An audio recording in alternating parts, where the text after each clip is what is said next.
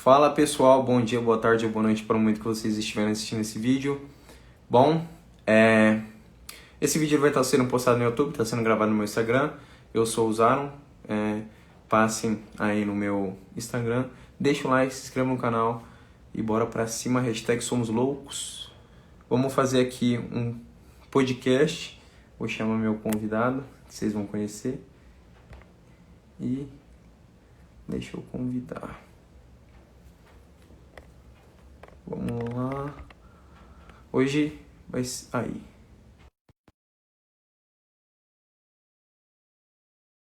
Fala, Gabriel.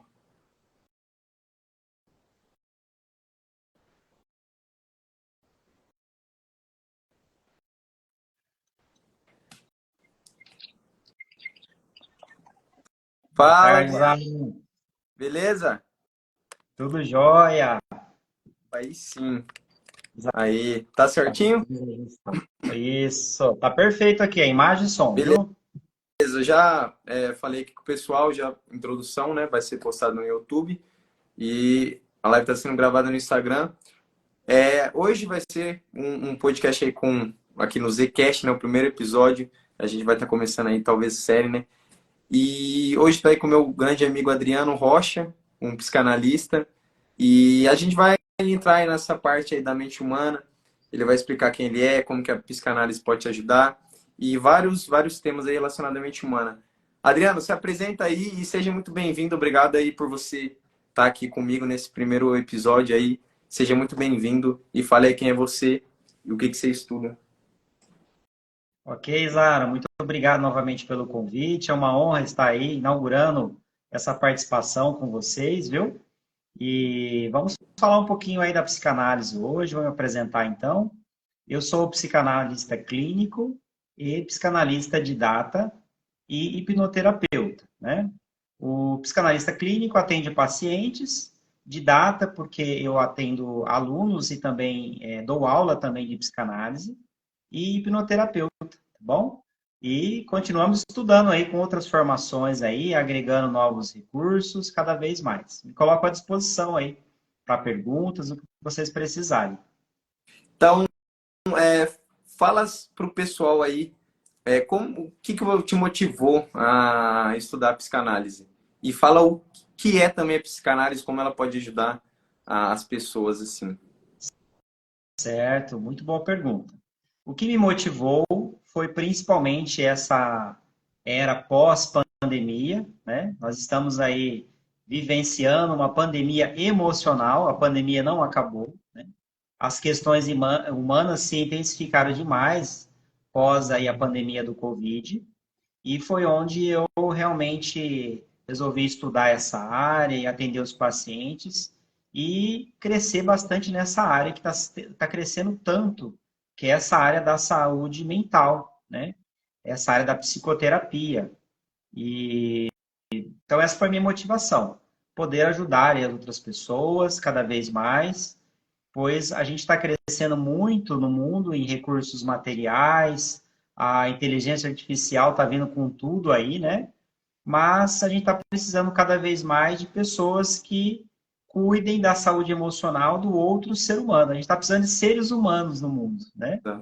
Os recursos materiais, tecnológicos, processos, tecnologias estão em abundância, mas o lado ser humano, na minha opinião, está cada vez mais escasso. Então, isso me motiva cada vez mais na psicanálise. E fala para o pessoal, né, aquela questão da diferença entre o psicanalista, o psicólogo e o psiquiatra, para o pessoal dar uma entendida, porque quando eu ouvi essa palavra, né, eu acho que é um termo aí que a maior parte das pessoas não está acostumada, né? Estão mais acostumado com psicólogo, né, terapeuta, essas pessoas assim. Psicanálise, ela vem crescendo bastante agora, né? Eu venho acompanhando. E quando eu vi esse nome, psicanálise, eu não sabia o que era. Procurei ver na internet, mas não tinha uma maneira muito didática que explicava a diferença. Então, explica para o pessoal a diferença entre esses três profissionais e qual que é o recomendável para a pessoa buscar. Por exemplo, ela está passando por tal problema, ela tem que buscar isso. Explica aí para o pessoal dar uma entendida. Sim, todos esses profissionais que você mencionou, Zaro, são profissionais que vão fazer um atendimento, né? Cada um vai atuar numa área diferente. E todos esses profissionais, eles se complementam. A psicanálise, ela não compete com a psiquiatria ou com a psicologia ou com outras terapias. Tudo são formas de ajuda a outro ser humano. A psiquiatria, né, é muito conhecida pela questão medicamentosa, né? Então, ela vai atuar mais na questão física do indivíduo. Então, vai fazer ali um trabalho de balanceamento neuroquímico, e é aquele profissional que muitas pessoas relatam para a gente que faz aquela entrevista bem rápida, né?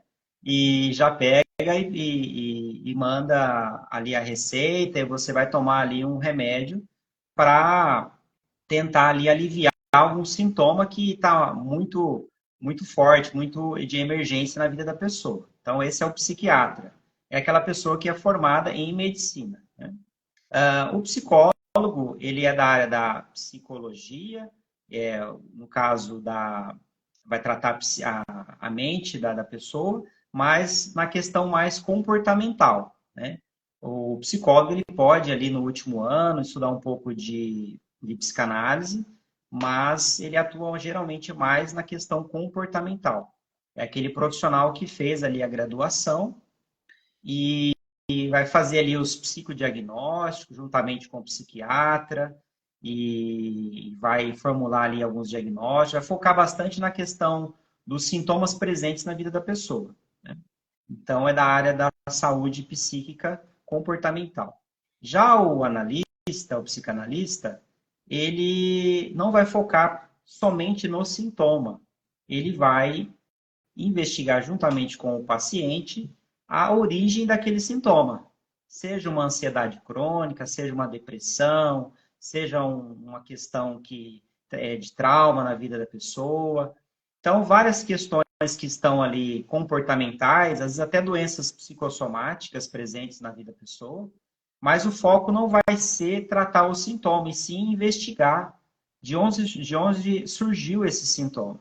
Porque quando o sujeito, né, o paciente, ele entende de como que surgiu esse sintoma, geralmente a mente, ela acentua esse sintoma ou extingue esse sintoma, porque ele já não faz sentido. Algumas doenças, alguns sintomas, eles estão na vida do sujeito como mensageiro. Eles estão mais como aliado de uma disfuncionalidade, algum trauma do passado, do que ser o grande vilão, né? Então, a reflexão aí principal que a psicanálise traz é que a gente não deve, às vezes, calar um sintoma, né? Pois, às vezes, o sintoma ele é a expressão de algo mais profundo. E esse mais profundo, a psicanálise, ela se propõe a ajudar o paciente a se entender e buscar a origem desses sintomas. Então, para resumir, seria essa a principal diferença, vamos por aí, do... O psiquiatra é aquele cara que ele vai dar o remédio, né? Ele vai só passar o remédio, ele não vai conversar com você. E o psicólogo é comportamento, né? Como a gente já conversou. O psicólogo é comportamento. O psicanalista é o significado, né? Fala aí de novo daquela metáfora lá da porta, porque eu acho que ela é bem didática para o pessoal entender a diferença. Então, tem uma historinha, né? Claro que não é literal, é só para vocês entenderem um pouquinho de como que é essas divisões, né? A parte mais comportamental, a parte mais da psicologia, ela pode se propor mais a fazer uma mudança comportamental naquele paciente. Então, por exemplo, se ele chegar ali falando, olha, eu passo sobre determinada porta e eu me sinto mal, eu tenho um mal-estar, né? E isso é recorrente, eu não sei o que eu faço mais. Aí, possivelmente, vai se procurar soluções ali, juntamente com o paciente. Pode ser que seja perguntado, sugestionado, se ele já tentou passar por outra porta. E talvez ele ache, naquele momento, uma solução rápida, passar por outra porta. Que pode ser que por outra porta ele não tenha aquele mal-estar. Já a parte da psicanálise, ela vai questionar o sujeito. A psicanálise sempre trabalha com o questionamento, porque através do questionamento, você coloca o sujeito para pensar e se entender. Você não busca fazer uma formatação num padrão social. Você faz com que ele tome as decisões de um modo mais por ele mesmo, né? Como diz no popular, não vai seguir a cabeça de ninguém, né? Porque se conselho fosse bom, né, a gente estaria com todos os problemas resolvidos. A psicanálise vai questionar esse sujeito, o que que aquela porta, de repente, significa para ele. Qual o significado daquela porta, o que aquela porta lembra da infância dele. Então, aquela porta, na verdade, ela está ali como uma metáfora de alguma coisa mais profunda, que aconteceu no passado, e a memória foi recalcada no inconsciente, e está aparecendo apenas os afetos e o mal-estar. Então, ela tem que descobrir as memórias, o que que originou isso. E aí vai fazendo intercalação de todos os eventos na vida da pessoa, todas as portas que foram se somando, e todos os mal-estar que foram se avolumando, e chega, às vezes, numa vida adulta com sintomas muito acentuados. E a porta é só a metáfora desse sintoma que a gente está comentando. Eu acho bem interessante. Por que que eu me interessei pela psicanálise, né? Porque por esse fato, né, do significado. Por exemplo, você vai, nesse exemplo aí da porta, você vai no psicólogo, e aí você passa por ele, ele fala, não, só você mudar de porta. E aí você começa a passar por outras portas. Pode ser que no futuro você venha passar por uma porta igual àquela que você tinha aqueles sentimentos, e aí vai sentir aquilo de novo. Então, você não resolveu 100% o problema e você não sabe o significado. E sabendo o significado, eu acho que seja mais fácil de você mudar o seu comportamento. Então, acho que a psicanálise ela é bem completa, né? Além de você entender, para você resolver qualquer problema, você tem que entender primeiro. Você entendeu, aí você consegue achar a solução. Então, eu acho ela bem interessante por esse fato dela aprofundar, né? Como você falou, a psicologia ela é mais no presente. A psicanálise ela já vai lá na infância, lá bem profundo. Inclusive, no evento que a gente foi, né, lá do Instituto Queens, eu perguntei para a psicanalista se um parto de cesárea podia acarretar numa depressão futura. Ela falou que isso pode acarretar numa depressão futura. Ou seja, se a criança ela não nasceu normal, né, veio através de uma cesárea, pode ser que ela tenha uma depressão futura. E muitas das vezes a pessoa ela não sabe por que ela tem. Às vezes é por causa disso, né? É um trauma passado. Sim, Então, usar o primeiro grande trauma de qualquer ser humano é o nascimento, é o parto. exato. É o primeiro grande trauma. Desse daí ninguém escapa. Por quê? O bebezinho tá lá na barriga, né? Ele tem tudo que ele precisa, ele tem o carinho, ele tem os nutrientes, um lugar quentinho, super aconchegante, protegido. E aí ele vem para o mundo, né? Leva um tapinha na bunda, um ambiente frio do hospital, aquele monte de cheiro, sons diferentes. É um ambiente totalmente traumatogênico. Então a gente fala que o grande trauma ali é onde o bebezinho já começa a encarar a realidade, e aí fica a reflexão, né? De será que a gente tem que ficar sempre se desviando e evitando as dificuldades da vida? A gente já nasce sofrendo, né? E esse sofrimento ele já vai nos constituindo. E o nascimento já é dessa forma, né? Ela falou isso, inclusive isso, ela perguntou, você acha que a gente já nasce com trauma ou a gente adquire? Eu falei, acho que a gente adquire, né? Todo mundo pensa. Mas a gente já nasce, porque a gente sai da barriga da mãe que estava quentinho, né? Tanto que o ar que o bebê respira dentro da barriga é quente, o ar que respira aqui é gelado, então dói um pouco nele. Então a gente já nasce com trauma, o ser humano já nasce com trauma, né? E ao decorrer aí acaba até adquirindo mais. E para quem, vamos dar o exemplo duas maneiras, assim, uma pessoa que quer estudar a psicanálise, mas ela não quer atender paciente. Você acha que para autoajuda, você acha que seria bom para a pessoa? E também pelo lado financeiro, vamos por aí, né? Eu acredito, depois eu dou minha opinião, mas sobre fazer para se autoajudar e por dinheiro, você acha que compensa? Qual é o seu conselho aí para uma pessoa nova aí nessa área aí que está conhecendo agora? Olha, Zaron, o primeiro grande desafio e convite que eu faço a quem não é da área, faça análise. Na minha opinião, o contato com a psicanálise já deveria ocorrer lá na infância, lá na escola, no ambiente escolar. É algo que é primordial para qualquer ser humano, tá? Então, você faça uma sessão de análise para você que não conhece. Se você não gostar, não faça mais. Se gostar, geralmente as pessoas se apaixonam, faz análise.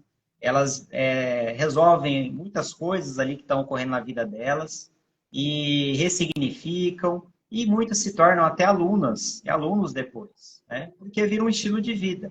E por que que é tão primordial? E é o maior investimento que você pode fazer, e melhor investimento, na minha opinião, é em você mesmo. Eu fiz muitos cursos na vida, mas o melhor curso que eu fiz foi o da psicanálise. Porque você entender um pouco como que é o funcionamento da mente humana, vai mudar a forma que você se relaciona com você mesmo e com o seu entorno. E perceba que tudo no mundo é feito por um ser humano e para um ser humano. Até o melhor iPhone do mundo foi desenvolvido na mente de um ser humano. Todas as grandes invenções saíram de uma mente, né? E é feito para outro ser humano. Então vamos entender a mente humana. É o melhor investimento que você pode fazer.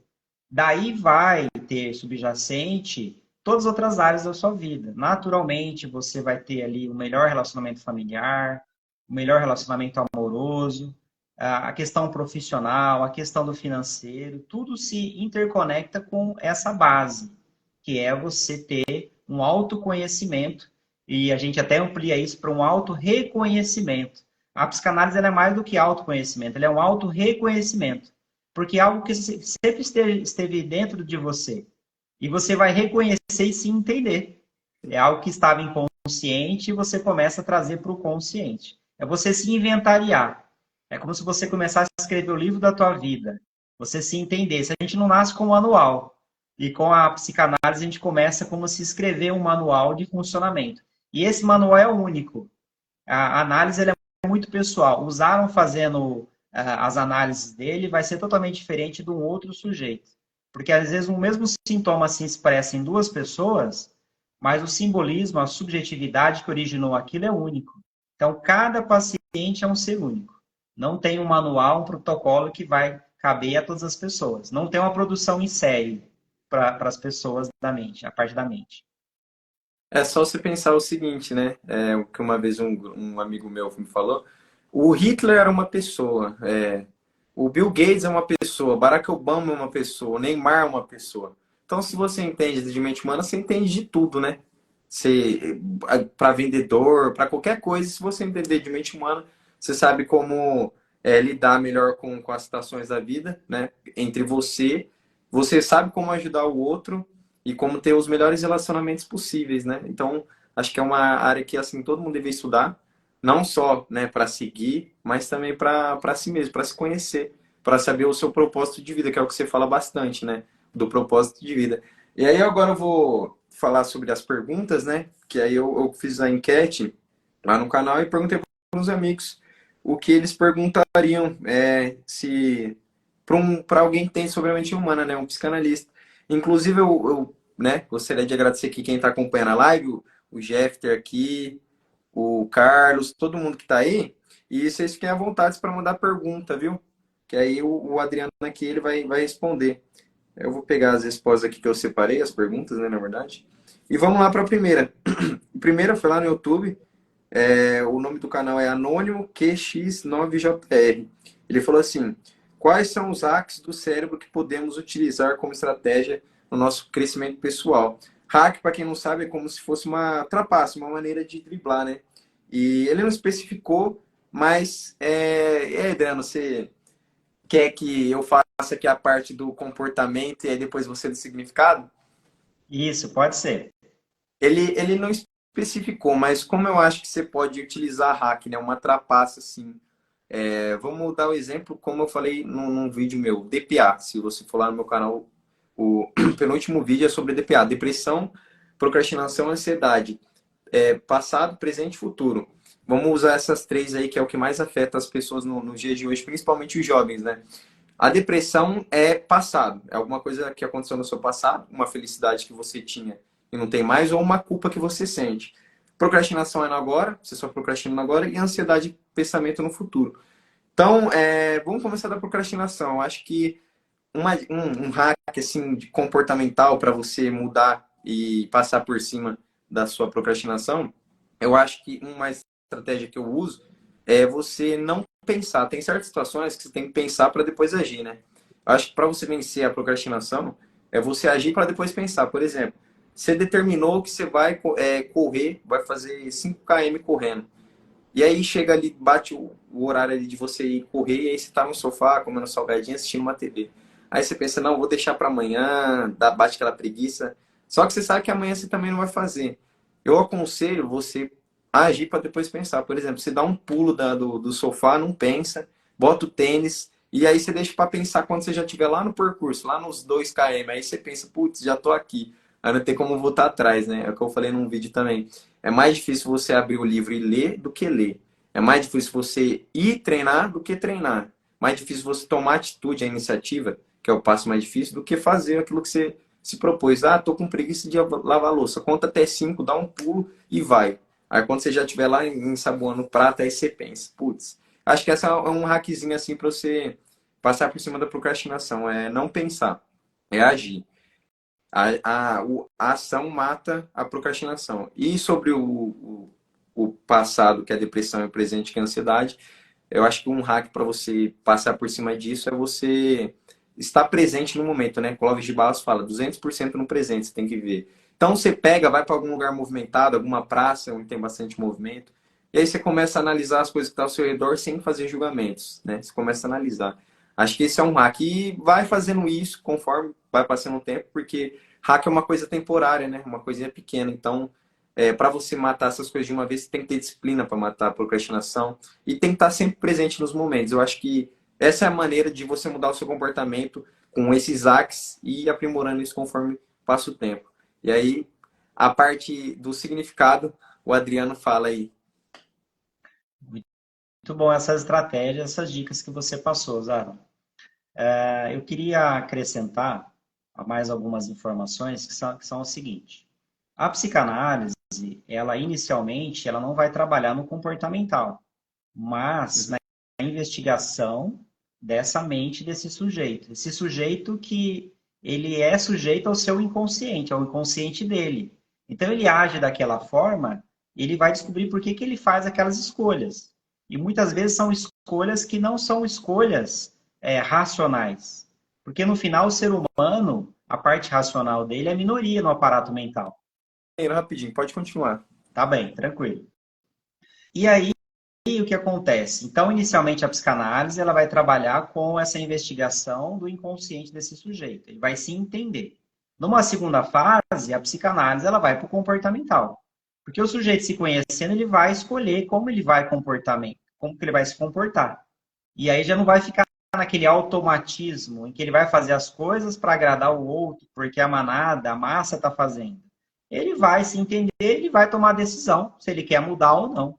Então aí ele vai para o comportamental numa segunda fase. Uma estratégia mental de desenvolvimento pessoal, acho que uma das melhores estratégias é o sujeito se entender. Se ele está mais conectado no passado, se ele está mais com uma questão depressiva, melancólica, né? Ou se ele está mais conectado pensando no futuro, ansiedade elevada, tendo medo como base, ou se ele está vivendo mais no presente. No final, a gente intercala esses estados o tempo todo. Porém, hoje em dia, pelas pesquisas, grande parte das pessoas estão vivendo mais na ansiedade durante os seus dias, ou seja, a cabeça está lá no medo do futuro. Um segundo grupo maior estão vivendo mais conectados no passado, com questões de luto mal resolvido, perdas importantes. E uma minoria das pessoas, no seu dia tão precioso, estão vivendo no presente. Então, uma estratégia mental importante é como eu vou viver mais no presente. Como eu vou pegar os ensinamentos do passado e vou aplicar nesse presente para eu viver mais plenamente, seguindo o meu propósito de vida. Aí entra um questionamento filosófico da psicanálise. Você já pensou qual que é o seu propósito de vida? Quando a gente não tem um foco, um sonho, um propósito maior, qualquer porta serve. Qualquer modinha que surge, a pessoa se engaja naquilo.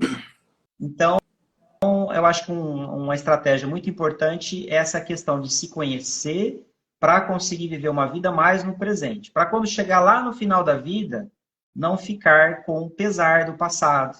Não estar levando aquele monte de peso a vida toda, arrastando coisas do passado. E morrer ali com várias questões pendentes, né? Ou perder pessoas que estão à sua volta e ficar várias coisas pendentes na mente dessa pessoa. Então, essa estratégia de desenvolvimento pessoal, ela volta novamente para o sujeito, a forma que ele se entende. E numa segunda fase, vai para o comportamental. Um último exemplo que eu queria colocar é assim: muitas pessoas são muito tímidas. Inclusive, um dos maiores medos da humanidade é falar em público. Tem medo de julgamento, medo de exposição, tem várias coisas envolvidas, várias dinâmicas. Durante as análises, se a pessoa tem isso muito acentuado, esse medo de falar em público, pode ser que durante as análises ela se entenda por que, que ela se formou assim, por que, que ela treme tanto lá na frente, por que, que dá branco, né? Por que, que dá ali um branco lá na frente quando vai falar? O que está por trás disso? Quando ela vê as experiências, as vivências que ela teve no passado, que foi forjando ela com um ego mais frágil, né, que é um estado de eu dela mais frágil, com medo de julgamento e várias questões, talvez ela ressignifique isso com uma visão adulta agora, e aí quando ela for passar por essa experiência de ter que falar em público, e isso é algo muito comum hoje em dia, a gente tem que se expressar, né? A gente tem que se comunicar bem, seja ali durante os cursos que a gente faz, seja ali na nossa empresa, seja na família. O tempo todo a gente tem que se comunicar. Então, talvez eu consiga ter respostas comportamentais no presente mais assertivas, baseado nessa pesquisa que a psicanálise, juntamente com o sujeito, vai fazer durante as análises. E ele vai se entender. E aí ele vai tomar a decisão se ele vai ser um melhor comunicador ou ele vai continuar, às vezes, ali tremendo e morrendo de medo cada vez que vai falar. Aí a decisão vai ser com ele. Ok? Perfeito. Hack, na verdade, é temporário, como eu disse, né? Você tem que buscar o que é mais difícil para conseguir o que é melhor. Vamos para a segunda pergunta aqui, né? Que foi um grande amigo meu que ele perguntou o seguinte, deixa eu colocar aqui. Ele fez uma pergunta muito boa e afeta bastante pessoas, né, hoje em dia. Ele falou assim: qual o primeiro passo para vencer um trauma emocional ou sexual? E aí, se você quiser, eu falo primeiro e aí você fala a parte, né, mais do significado. Eu acho o seguinte, né? Ou melhor, pode falar, depois eu falo a minha parte. Certo. Bom, a gente só consegue ressignificar, né, e tomar decisões baseado no que a gente conhece. O ser humano ele tem medo do desconhecido. Quando a gente começa a entender alguma coisa, o mecanismo que está por trás de algum sintoma, de algum comportamento atual, a gente talvez ressignifique esse trauma, né? Por que o trauma? Vamos falar de trauma. Muitas questões que ocorrem na infância são situações traumatogênicas. Se vai causar trauma ou não, vai depender daquela criança, daquele sujeito. Então, por exemplo, um exemplo clássico, né? Às vezes o pai ou a mãe demora a buscar ali a criança na escola. Aí chega ali, os pais dos outros amiguinhos ali, vai buscando, vai levando todo mundo e ela vai ficando. Na mente da criança, às vezes aquilo ali pode significar um abandono. Ah, meu pai, minha mãe me abandonou, me esqueceu. É uma situação traumatogênica. Quem vai significar, vai simbolizar essa questão de abandono, rejeição, vai ser a criança. E isso é muito pessoal. Às vezes, numa criação, você tem ali vários irmãos, vários filhos ali. Foram criados praticamente iguais. O mesmo modelo de pai e mãe. E cada filho sai de um jeito. Um fica mais amoroso, o outro fica mais sério, o outro já é mais sociável, né? Se arrisca mais. Ou seja, a mente de cada um que caracteriza as situações. A gente dá o colorido para as situações, o colorido para o mundo que a gente quiser. Na verdade, que a nossa mente permitir. E esses parâmetros são construídos através das nossas experiências e das nossas escolhas, que começam lá na infância. Então, a análise ela vai permitir com que você revisite e reentenda qual que é a situação origem que pode ter causado esse trauma lá no passado e depois as situações subjacentes que vêm ocorrendo e potencializando esse trauma inicial.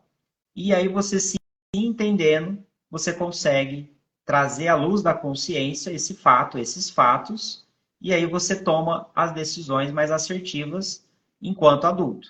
Então, a psicanálise ela surge como uma ótima ferramenta para poder trabalhar essas questões dos traumas. E não ficar, às vezes, escalando essas situações conflituosas na mente com um monte de remédio, porque são expressas sintomas dessas situações. Sonhos recorrentes, a psicanálise, ela trabalha, inclusive, na expressão do inconsciente através dos sonhos. E os sonhos são interpretados e analisados nas sessões de análise juntamente com o histórico do paciente, tá? Não é sessão de adivinho, e sim análise dos sonhos. Os sonhos, eles têm uma expressão de símbolos ali, e tem toda uma construção. E o paciente vai entendendo que, às vezes, ele não está sonhando como um mecanismo de defesa, e aí ele volta a sonhar. Ele vai se entendendo através dos sonhos. E geralmente começa a fazer análise, a pessoa começa a lembrar dos sonhos, porque sonhar todo mundo sonha. Só que geralmente a pessoa não lembra. É começar a fazer análise, na semana seguinte o paciente volta e ele fala: olha, voltei a sonhar. Foi tão bom, foi tão bom, foi maravilhoso. Eu tive um paciente mesmo ontem que relatou isso, é um senhor de mais de 60 anos. Ele não sonhava há décadas. Na verdade, ele não lembrava, né? E ele começou a lembrar de situações da infância muito agradáveis. E ele relatou esses 3 sonhos que ele teve pós a primeira sessão, na análise, e retratou com muita alegria, sabe? Um sorriso maravilhoso. Ok, exato. Pode falar um pouquinho aí. Agora, comportamento, o que que eu acho, né? Eu acho o seguinte, para você lidar com um trauma emocional, que seja trauma emocional, sexual, físico, a maneira que eu lidei é que eu aconselho as pessoas a lidarem, né? Quando eu criei esse canal, eu tava passando por um momento de depressão e a maneira que eu lidei com certos traumas, com certas coisas que aconteceram na minha vida, eu acho que seria a maneira assim mais a melhor maneira para alguém se lidar, né? Primeiro, né, o que eu aconselho é a pessoa buscar um profissional da área, né? Buscar ver vídeos sobre isso, pessoas que entendem desse mundo, curso, livro, etc. Sem ressignificar, né? É fácil falar, mas ressignificar é todo o pensamento que você tem gera um sentimento e depois uma ação. Então, você tem que ressignificar, mudar o sentido, o sentimento que você tem daquele trauma, por exemplo. Então, vamos supor que você lidou com um trauma emocional de um relacionamento tóxico que você sofreu, passou por diversas coisas. Você pode ser um novo escritor do maior livro sobre como superar um término, você pode ser um dos maiores canais de relacionamento, você pode ser um dos maiores palestrantes disso. Então, mudar o passado não tem como mudar o passado. Então, é daqui para frente. Acho que daqui para frente você usar isso a seu favor, né? Você pode ajudar muitas pessoas, você pode se ajudar, né? Imagina aí uma pessoa que passou por um abuso sexual ajudando outras pessoas que passaram por isso e as pessoas vêm te agradecer, ter a vida transformada e você também ajudar pessoas a se prevenir de ter um abuso que seja. Eu acho que a melhor maneira de você lidar com isso, primeiro é você ressignificar, com terapias, buscar um profissional e depois você usar isso a seu favor. Você só tem 2 opções. Ou você deixar isso se apagar conforme passa o tempo, ou você usar isso como seu testemunho, né? E crescer aí cada vez mais e ajudar mais pessoas e ajudar isso pro seu bem. Foi o que eu fiz e eu não me arrependo de nada. Eu acho que eu passaria por tudo que eu passei para chegar aqui. Porque hoje eu tenho um canal, hoje eu ajudo pessoas com tudo que eu passei e eu não troco. Valeu a pena cada sufoco que eu passei. Eu acho que as pessoas elas devem olhar isso de 2 maneiras, né? Hoje eu estava inclusive comentando sobre uma frase do Einstein que ele falou o seguinte: você pode viver tudo achando que você pode viver achando que tudo é um milagre, ou você pode viver achando que nada é um milagre, né? Então uma pessoa pode olhar e falar, putz, por que eu passei por esse trauma? Nossa, eu não deveria ter passado por isso. Ou você pode olhar e falar, putz, eu passei por isso, agora eu posso ajudar pessoas a passar por isso. Entendeu? Então acho que essa é a melhor maneira aí de você lidar. E vamos para outra pergunta também. Essa aqui, um grande amigo meu, acho que ele estava até inclusive aí na live, o Gus, né? Tem um canal também, a gente fez vídeo junto, Gustavo, e ele fez a seguinte pergunta. Ele fez a pergunta como lidar com uma narcisista. Eu acho que essa uma, né, por ele ser homem, acho que ele estava falando de, no caso de um relacionamento amoroso. Mas aí você fala aí sobre que seja relacionamento amoroso, relacionamento com os pais, enfim, como lidar com um narcisista. Muito bem. Esse é um tema que, como diz no popular, Zaron, dá muito pano para manga, viu? Uhum, Por que que dá pano para manga? Porque a gente está numa época em que o narcisismo ele está sendo muito cultuado. Mas vamos falar um pouquinho do narcisismo, né? Lembrando que a nossa ideia aqui não é esgotar o tema, pelo contrário, é a gente pincelar algumas coisas e trazer reflexão sobre algumas coisas, né? Não é trazer nenhuma verdade concreta, não é o papel da psicanálise, não é dar respostas, porque cada um constrói a sua verdade. A gente trazer alguns elementos para vocês pensarem, né? O narcisismo, inicialmente, o bebê, ele nasce com o narcisismo primário, em que ele se coloca em primeiro lugar o tempo todo. Ele quer mamar o tempo todo, ele quer colo, ele quer ficar só no colo, ele quer a atenção integral da mãe. Então, nós nascemos como seres dependentes. Inclusive, se a gente olhar para a natureza, o ser humano é um dos bichos que mais demora para evoluir. É muito dependente da mãe, demora muito a gestação, demora muito para se tornar independente. E apesar que há pessoas que estão adultas e são ainda muito dependentes dos pais, né? Não saiu do ninho ainda, como se diz. Bom, esse narcisismo, essa dependência, ela tem que evoluir, né?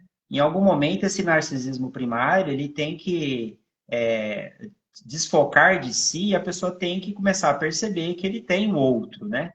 Esse outro, inicialmente, são os pais, depois é a escola, depois é a sociedade, e assim a gente vai se vendo fazendo parte de um todo.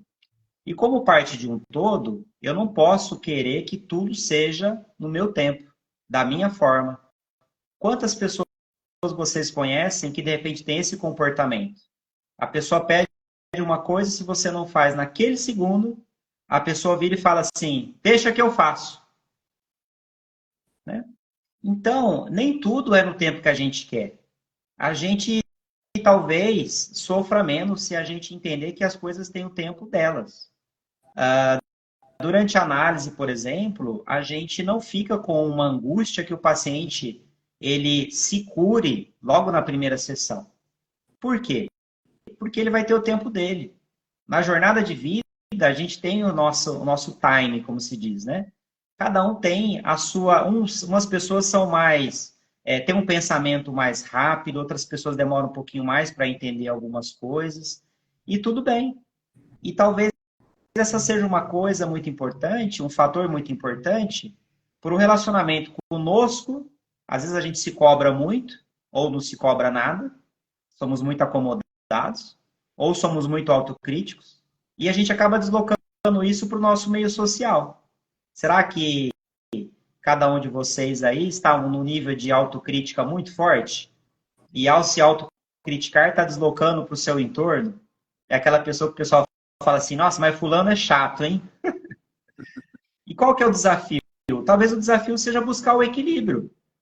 As polaridades, quando a gente vê na política, no meio religioso, e até o excesso de academia, né, a vigorexia, tudo que é excesso, tudo que é muito polaridade, talvez não seja uma construção humana saudável.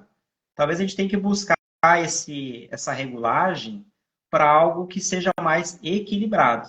E quando a gente fala de narcisismo, a gente está falando de um desequilíbrio, em que a pessoa se coloca ali como onipotente, ela tem um egocentrismo, ela é viciada em likes, em aplauso, tem que ser o centro das atenções, e a gente vê isso muito acontecer. Você quer conhecer um narcisista, é você frustrar ele, é você falar um não para ele.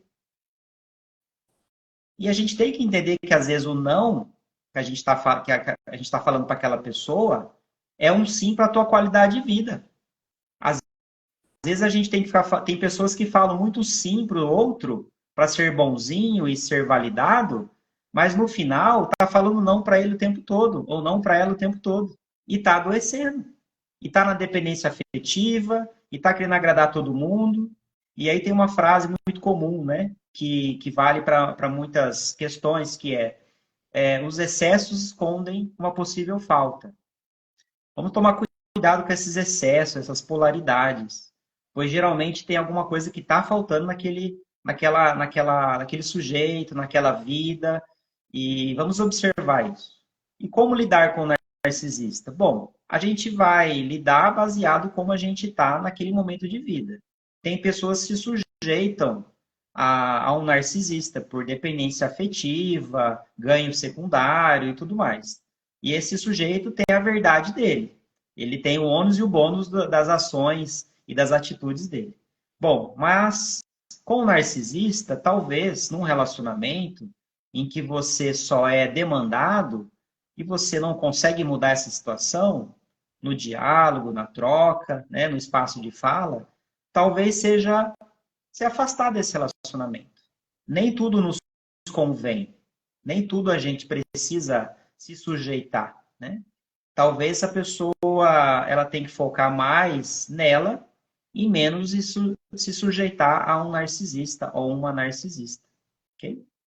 É uma frase que eu já ouvi que, inclusive, é sobre vendas, né? Mas tem bastante relação com esse negócio que você falou de frustrar. Uma frase assim: cobrar caro é uma maneira de dizer não para o cliente e dizer sim para você.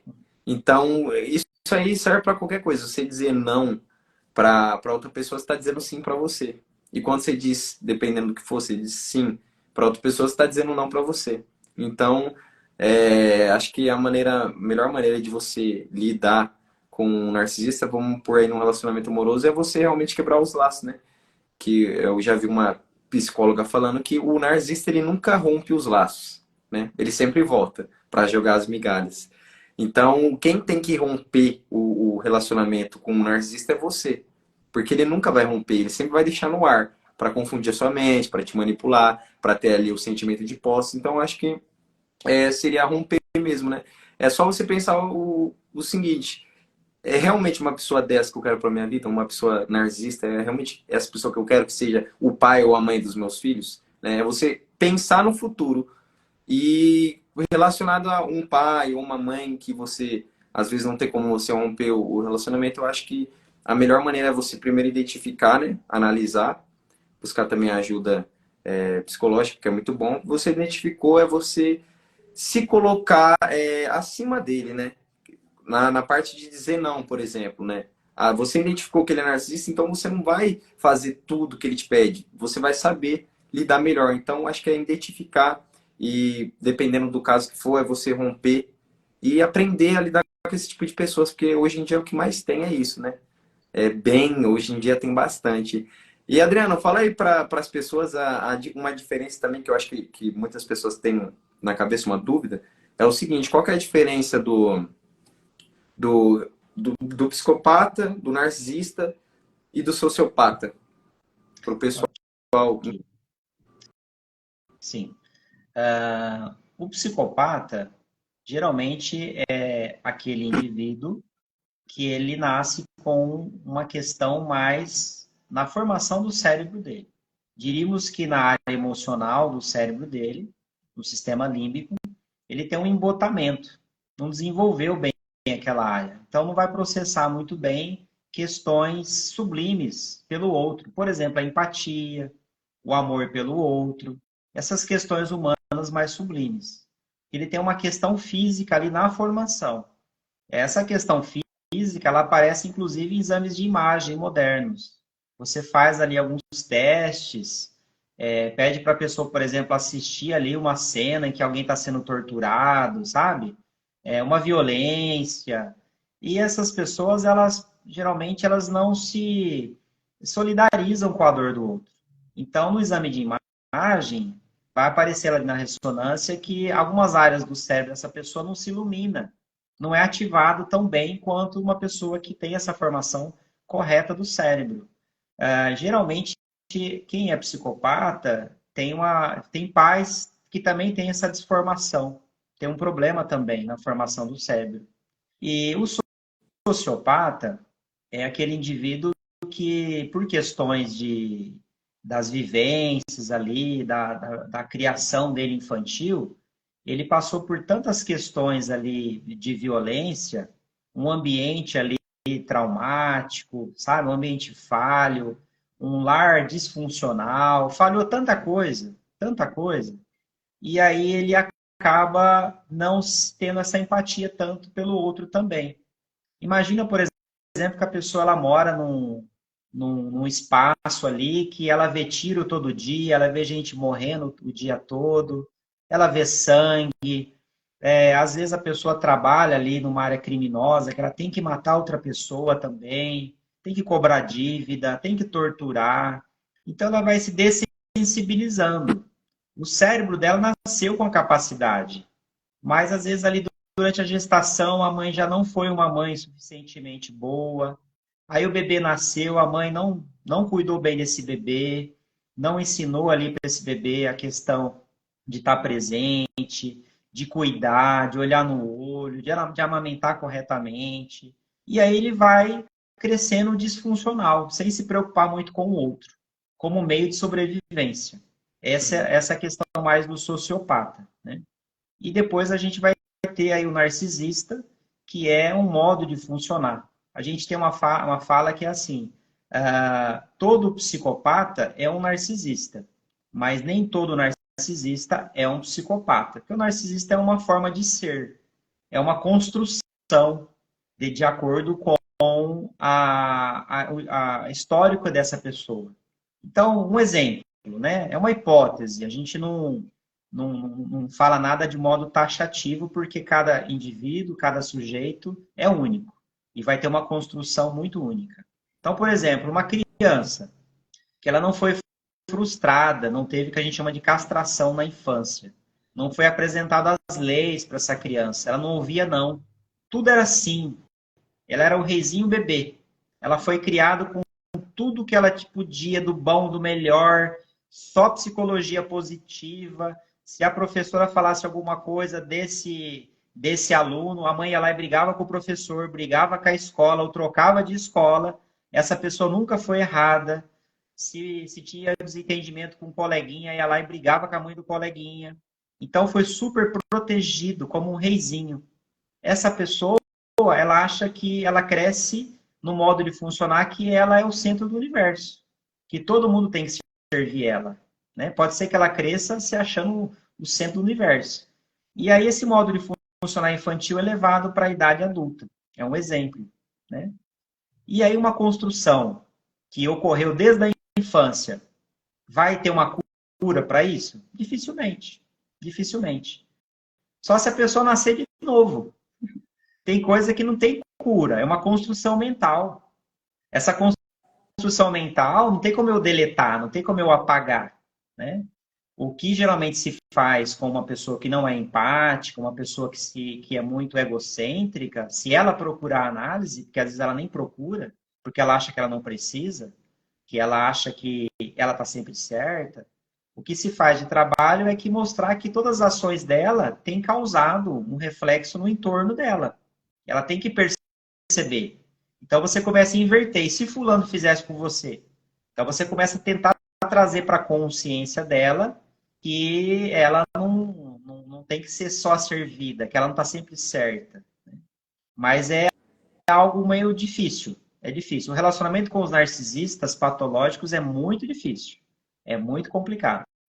É, perfeito. Agora, para assim, uma dúvida também que eu tinha, né? Tanto o narcisista quanto o psicopata, né? Eles nascem ou eles se tornam? O psicopata, ele nasce com uma disfunção na questão do sistema emocional límbico, né? Então, ele nasce. Agora, mas todo psicopata vai ser uma pessoa disfuncional? Não. Nós podemos ter um psicopata que ele tinha essa inicial carência ali na questão da formação, mas ele teve um lar ali que trabalhou a questão dele comportamental, ele pôde verbalizar, ele foi incutido nele as leis do mundo, os pais colocavam limites, né? O pai, a mãe. o entorno dele foi bem funcional. Então, teve ali um regramento nessa criação. Esse sujeito, ele de repente vai se tornar um ótimo cirurgião. Ele não vai ter problema de fazer uma cirurgia ali, abrir o crânio de alguém, abrir o abdômen de alguém, fazer uma cirurgia cardíaca, ele não vai nem tremer. Vai ser ótimo para isso. Por quê? Porque ele não tem muito essa questão do sentir muito forte. Mas ele é funcional, ele estudou muito, eles são muito inteligentes, muito racionais, e aí ele sublimou isso e desenvolve ali um papel social muito bom, né? Agora, tem aqueles que foi falhando tudo, falhou a constituição fisiológica ali, cerebral, depois falhou ali um lar disfuncional, e foi tudo falhando, tudo falhando, tudo falhando. Então chega um momento que essas pessoas elas se tornam ali sujeitos sociais predadores. Então, talvez vão coordenar organizações criminosas, vão utilizar várias vertentes sociais em busca do poder, do status ou da diversão para si próprio. E então, e o narcisista, ele nasce ou ele se torna? Ele se torna, né? O psicopata ele pode ser um narcisista. Agora, o narcisista, sem ser o psicopata, ele é uma construção. Essa construção tem a ver com o tipo de educação que esse bebê teve, que essa criança teve, que esse adolescente foi tendo, tudo que foi acontecendo no entorno dele. E aí ele só se foca nele, a vida toda. E Mas a principal variável nessa questão, nessa equação aí do narcisismo, diríamos que é na primeira infância. É ali até os 7 anos, né? Quanto mais novinho, quanto mais bebê, mais importante é essa criação e a presença da mãe. A presença da mãe até os 6, 7 anos, ela é vital. Ela tem que ser praticamente ali quase integral. Muito então, importante. Até a amamentação, o tipo de... Como se amamenta uma criança, como que se foi o parto, tudo isso são variáveis que pode desenvolver transtornos comportamentais, transtornos emocionais.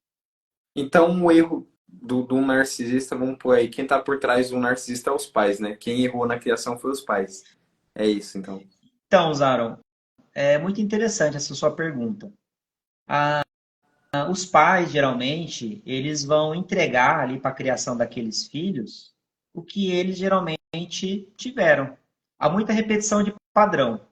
Você vai, Looping. geralmente, você conhecer os filhos, conhecer os pais, você olha para os filhos. Então, geralmente, as gerações, elas vão repetindo padrões disfuncionais.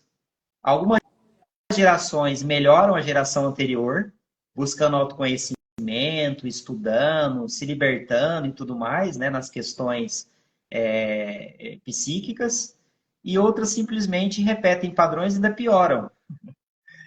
Então, é uma construção. E aí, quando a gente olha para os pais, durante a análise, a gente leva o sujeito a entender que os pais entregaram o que foi possível, que os pais nunca foram super-heróis, e que mesmo os pais entregando o melhor de si, pode ser que o bebê, a criança, simbolize isso de uma outra forma. Então, não vai ser garantia de nada, sabe? Quantas pessoas vêm de um lar disfuncional e são palestrantes brilhantes, são oradores, são pessoas do meio religioso, né? São pessoas que sublimaram. Às vezes um abandono, uma falta de afeto, e são pessoas maravilhosas hoje. Então é a forma que o sujeito olha para esses pais, que é mais importante, né? Claro que é importante que os pais façam o papel deles corretamente, né? E o grande desafio é assim, essa geração de vocês agora, vocês têm muito acesso à informação. Então, com tanta informação que vocês têm, eu diria que talvez vocês tenham mais elementos para compreender os pais de vocês. E Então, talvez ressignificar isso com eles e ajudá-los a serem melhores pais. exato, um tópico muito bom. Como educar seus filhos? Como educar seu filho da maneira correta para que ele cresça uma criança saudável fisicamente, né? e mentalmente? Para ele não se tornar um narcisista ali na faixa etária que ele pode desenvolver esse traço aí de personalidade. Essa pergunta é uma das perguntas também mais recorrentes e muito importantes, né?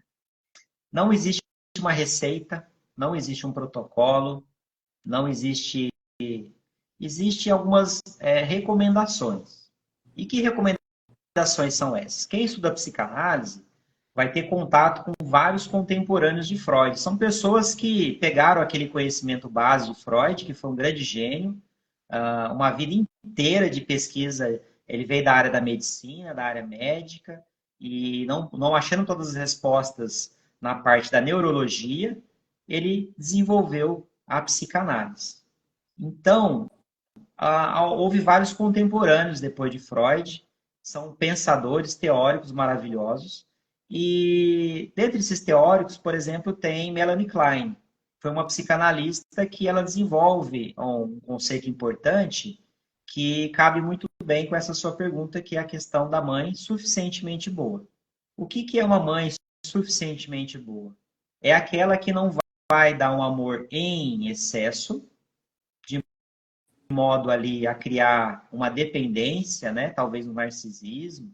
E talvez não vai ser uma mãe que vai ser uma mãe que vai privar esse bebê, essa criança do amor. Não vai ter nenhum afeto com essa criança, vai ser uma mãe fria. E aí entra uma questão importante que é muitas mães transferem as suas patologias para os seus filhos. Por quê? Porque elas têm problemas psíquicos. As mães não são mulheres maravilha e os pais não são super-heróis. E às vezes a mãe ela tem uma questão na gravidez. Pode continuar. Ok, fica bom. A mãe tem uma questão na gravidez, às vezes, pessoal, na verdade, várias questões. E já durante a gestação, o bebê vai percebendo tudo isso, sabe? Vai percebendo que a mãe não está bem, vai percebendo que o entorno dela não está bem, talvez as questões nutricionais, as questões afetivas, tudo isso a criança tem a percepção, como sensação. Ela sente tudo que a mãe sente. Então já começa ali. Depois tem a questão, nasceu, né? Ao nascer, como foi esse parto, né? Essa mãe teve uma depressão pós-parto? Essa mãe tinha planejado?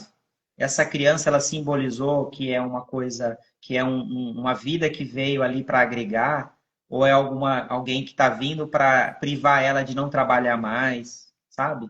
Então, tudo que a mãe está sentindo, até quando o bebezinho nasce, tudo a criança está sentindo. A forma que amamenta, aquela mãe que fica amamentando o bebê e não olha no olhinho da criança. A mãe que está amamentando e chega alguém na sala e a mãe desvia o olhar da criança, a criança pode simbolizar aquilo como um abandono a vida toda depois. São pequenos detalhes que não tem como a gente se eximir. A vida da gente é feita de variáveis que a gente não tem controle de nada.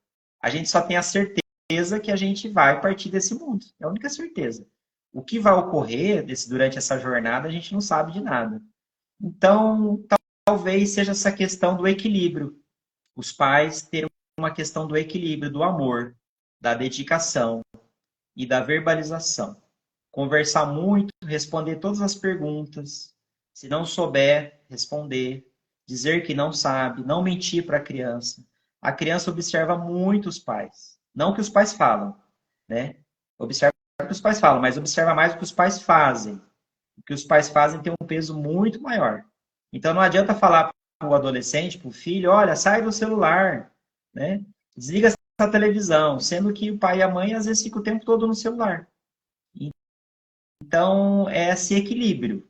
É o equilíbrio da ética, da moral, e as pessoas vão entregar isso na criação dos filhos, geralmente se elas tiveram.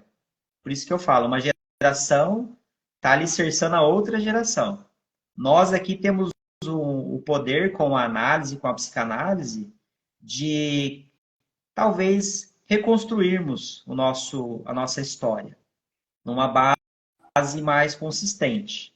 E quando a gente fizer isso, a gente altera muito o nosso entorno, indiretamente, e a gente está pavimentando a próxima geração também. Afinal, cada um de nós aqui, na verdade, é o resultado de todas as gerações anteriores. Tudo que elas foram fazendo de desculpa a palavra, de caca, né, de coisas erradas, e tudo que elas fizeram de bom. E nós temos a responsabilidade também com as próximas gerações, primariamente conosco, né? Depois com as próximas gerações. Epa, que deu limite aqui. Adriano.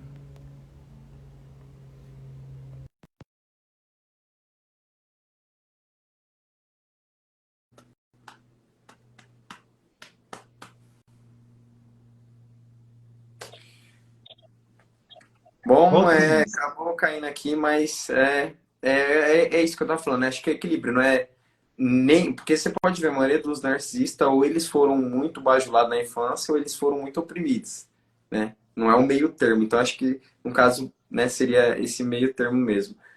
Mas, rapidinho, só pra gente finalizar um último tema aqui, né? É a questão que eu ia te falar, de um tema que você falou ali que eu achei importante, a questão do sociopata, né? De ele ter criado um. Ele se desenvolve, então ele ter sido criado ali num ambiente, vamos supor, violento, ele ter. Ele pode acarretar isso no futuro. Duas coisas que vem afetando muito os jovens de hoje em dia, e não só os jovens, mas pessoas mais velhas também, que eu queria que você falasse, né, nessa parte da psicanálise os malefícios que isso traz.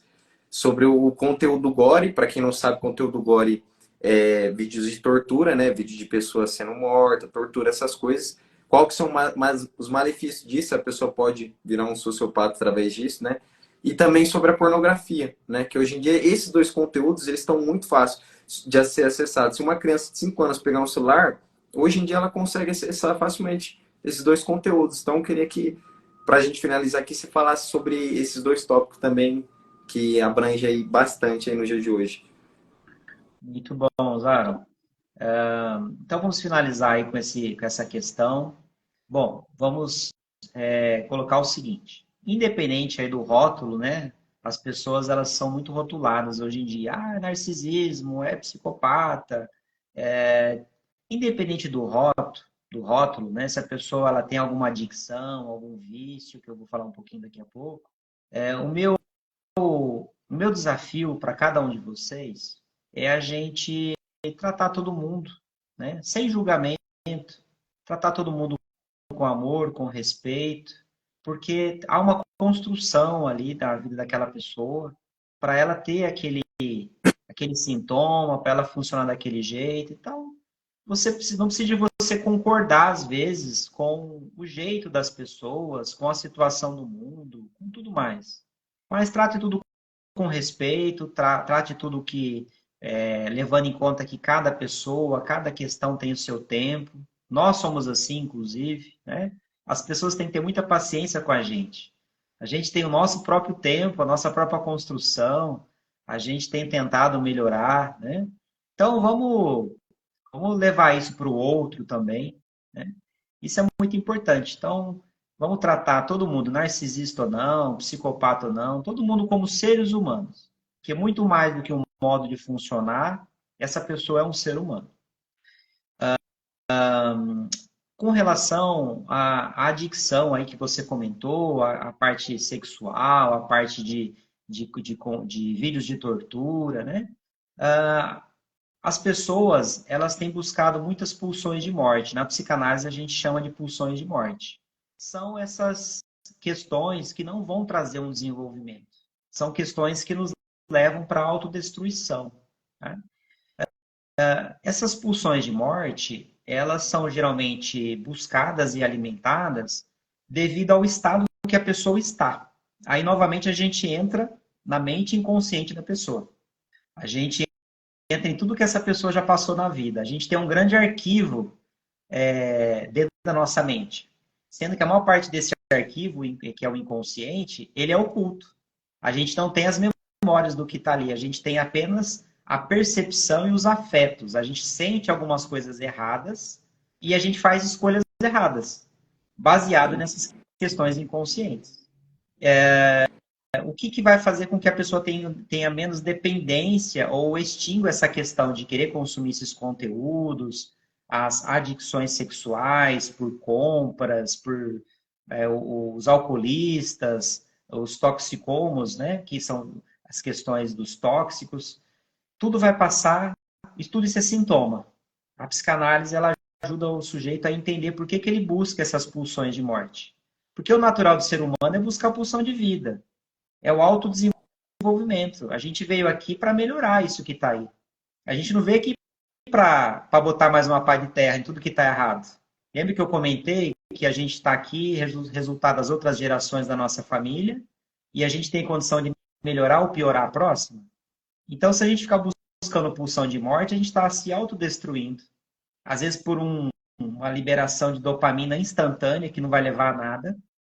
Aí entra, inclusive, as pessoas que têm adicção em redes sociais, né? Então, isso não vai levar a nada. A gente tem que entender por que isso aí está funcionando. Por que a gente demanda isso o tempo todo? Por que as pessoas estão tão dopaminérgicas, estão viciadas em dopamina?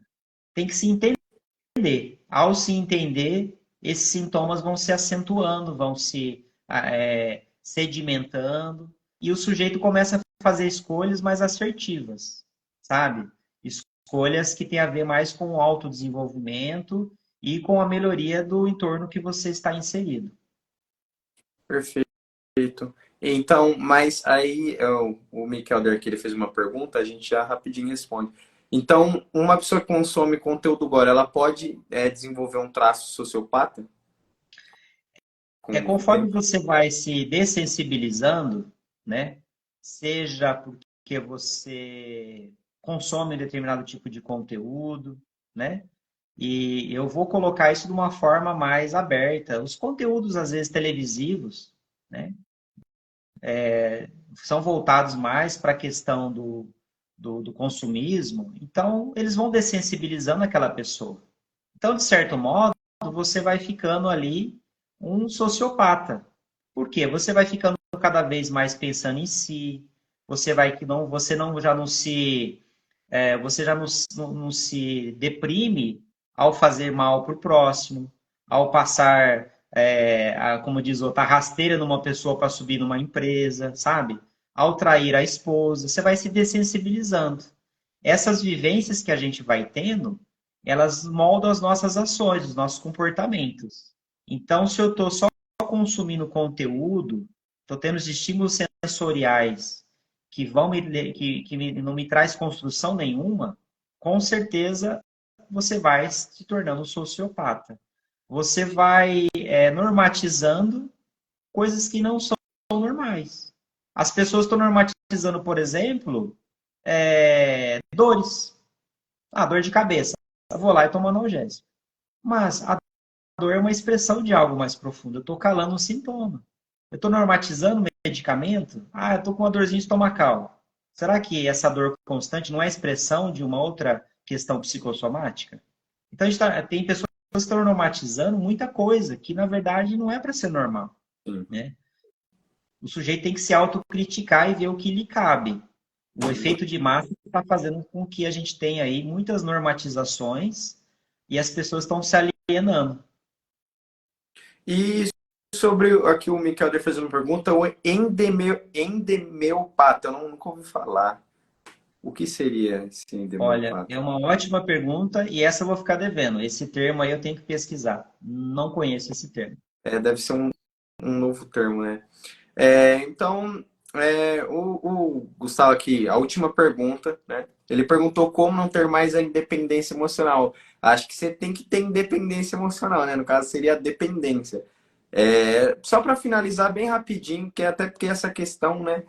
No comportamento, ela, com uma atitude, você acaba com ela. Mas só para fechar aqui, o que você diria, Adriano, sobre isso? Referente à dependência emocional, é muito interessante isso. Novamente, a gente fala do equilíbrio, né? A busca pelo equilíbrio. Claro que é uma utopia o equilíbrio, né? A gente nunca vai conseguir chegar ali num equilíbrio perfeito. Mas a gente está sempre tentando melhorar. Quando a gente fala da parte da dependência emocional, talvez a gente tenha que se questionar. A gente é feito para não depender de ninguém? O ser humano não é uma ilha. O ser humano só se desenvolveu porque ele foi se juntando no coletivo. E ele foi se ajudando. E ele foi construindo algo melhor.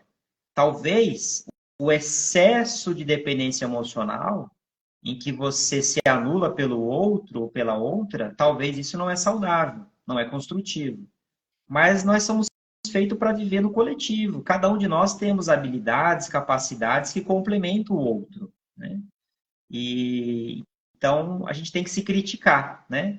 A gente tem que ter realmente a gente tem que ter um excesso de dependência ou um excesso de independência, ou a gente tem que buscar o trabalho coletivo em que todos nós congregamos com algo maior, um propósito maior. Sim. Então beleza. Se vocês, né, como vai se postar no YouTube, se vocês gostarem aí, deixem nos comentários. A gente pode trazer a parte 2, né? O Adriano falando mais sobre a psicanálise. Aqui a gente olhou assim por cima, mas a gente pode fazer uma só sobre narcisista, só sobre psicopata, só sobre dependência emocional, depressão, etc. Tem muita coisa que dá para fazer. Adriano, fala o arroba do seu Instagram para o pessoal que vê lá no YouTube. Aí eu vou deixar na descrição, mas se você quiser também falar para o pessoal Ok, saber. Zara. Então, estamos finalizando. Agradeço aí o convite que você fez. Nós fizemos aí algumas pontuações. A ideia, igual eu comentei, não é esgotar o tema. A ideia não é trazer um saber concreto, não é ser o senhor da verdade, e sim abrir o debate para discussão, tá? De uma construção aí de todos nós juntos. Uhum. E o meu Instagram é Adriano Rocha PSI. Bom, fico à Beleza, disposição. então. Muito obrigado pela sua participação e com certeza eu acredito que vai ter parte 2. E a gente vai expandir muito conhecimento. Eu estou aprendendo, você está aprendendo, o pessoal também está aprendendo e a gente vai ajudar cada vez mais pessoas. Muito obrigado aí. Tamo junto. Deixe esse like aí, se inscreva no canal e bora para cima. Valeu, Adriano. Fica com Deus aí. Obrigado a todo mundo que assistiu, acompanhou a gente. E é só o começo. Tamo junto. Valeu. Tchau, tchau. Tchau.